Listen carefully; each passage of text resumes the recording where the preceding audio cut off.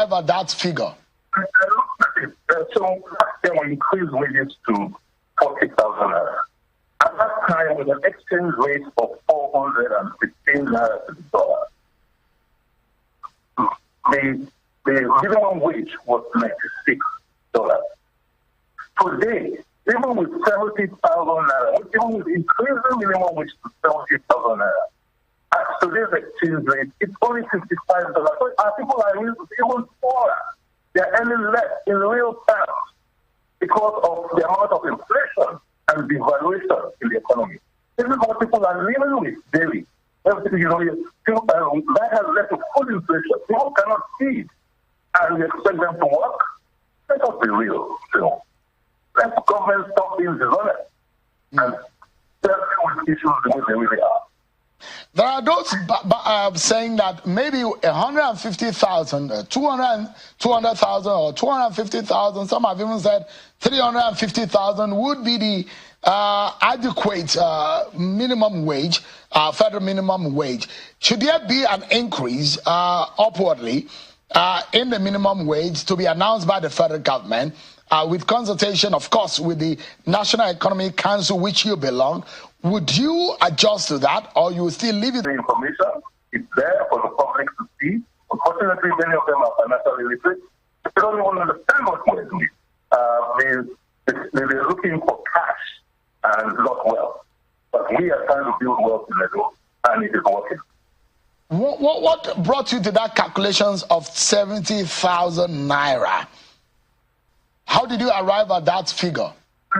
All right. Well, that is the voice of Godwin Obaseki in a conversation on television talking about how he arrived at 70,000 naira minimum wage, where governors are even complaining about the 30,000 naira that they can't even pay. And you know that when you look at the public payment structure, you look at the amount of monies that's to be paid to state assemblies, right? You look at the state assemblies, you look at local chairmen, you look at the commissioners of the state, you look at how much some of these guys make and how much their salaries are never withheld. You begin to wonder, why is it the public, the basic Nigerian whose livelihood depends solely on that 30,000 naira or 25,000 or 20,000 or 18,000 in some cases, some people 9,000 naira that you are owing them? How much is 9,000 naira that a governor cannot pay? Yet we see governors spraying these monies when they go to visit their hometowns. They spray these monies. You see the state assemblymen, they spray these monies as though it is water. You begin to wonder, why can't you pay salaries when you see that Nigerians are suffering? Why can't you pay salaries? What is so difficult about paying salaries? As at when you should pay salaries. Anyway, moving on, we're checking out a conversation on Yahaya Bello. I mean, he's somebody that will not stop talking about until this EFCC and Yahaya Bello saga has ended, right? This particular individual, the group CEO of Global Investment and Trade Company, Baba Yusuf, who is a political strategist, he was talking about the fact that Yahaya Bello is burning his bridges and it is not good for him. So let's check out what he had to say. Episodes in the political drama as we evolve as a nation, as the democracy is maturing. In the studio, Charles, I said it, and I spoke directly to former Governor Yahaya Bello, that you are invited and you are claiming you are innocent. Present yourself to investigation and clear your name.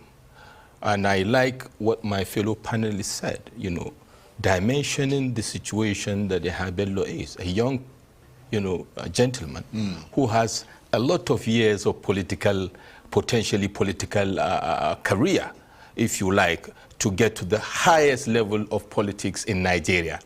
It appears to me, first of all, from a strategic perspective, if you look at the back office, that would tell you how the front office manifests. Yahaya Bello is born in his bridges, and it's just a matter of time that the white line will be smoked out.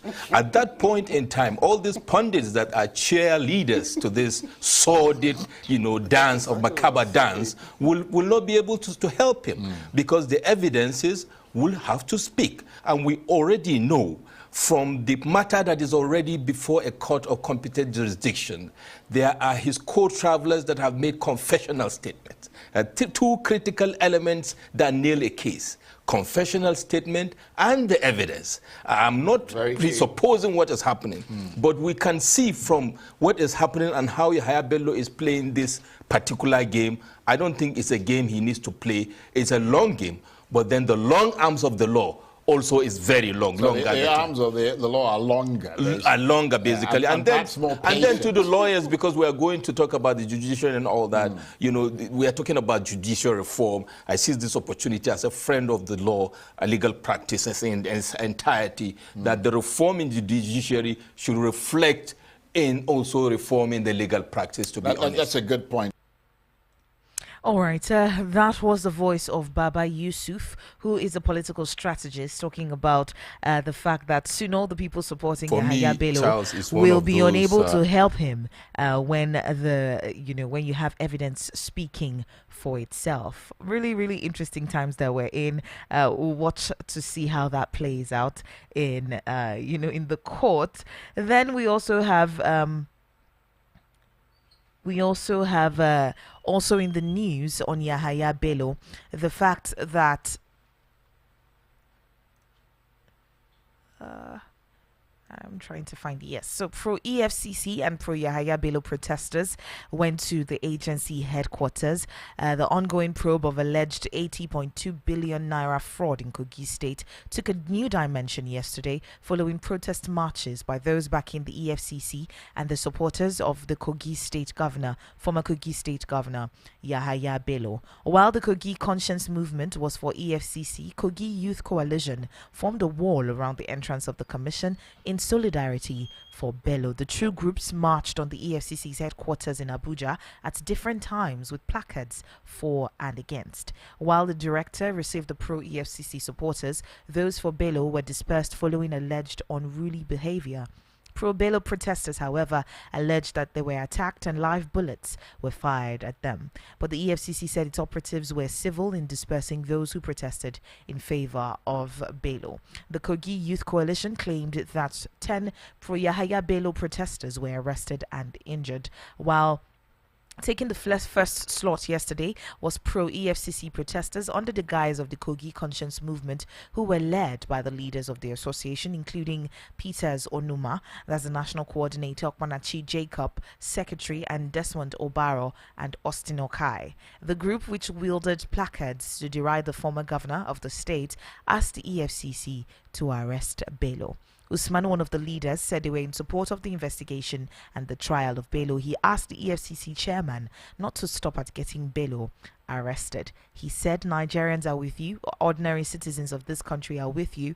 We're here to encourage. We're here to motivate you. Nobody gave us money. We don't know the EFCC chairman. We're not being hired. You can see we are not plenty because we have no money to give. We're in the forefront of this agitation, and so many of us have gone to prison. Many of us have lost their lives. Some are still facing series of prosecution. The time of justice is now.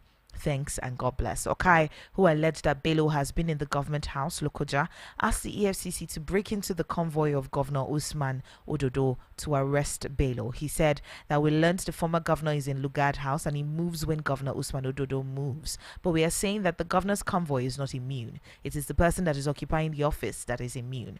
Under the administration of former President Goodluck Jonathan, ex-governor Rotimi Amechi's convoy was stopped. It was Amechi that had immunity and not the convoy. No one can obstruct the course of justice. We also want the EFCC to invite all local government, past and present local government chairmen in the state, and the movement submitted a letter of solidarity to the Commission's DG of Public Affairs, Mr. Wilson Wujaren, for onward transmission to the EFCC chair, Mr. Ola Ulukoyede.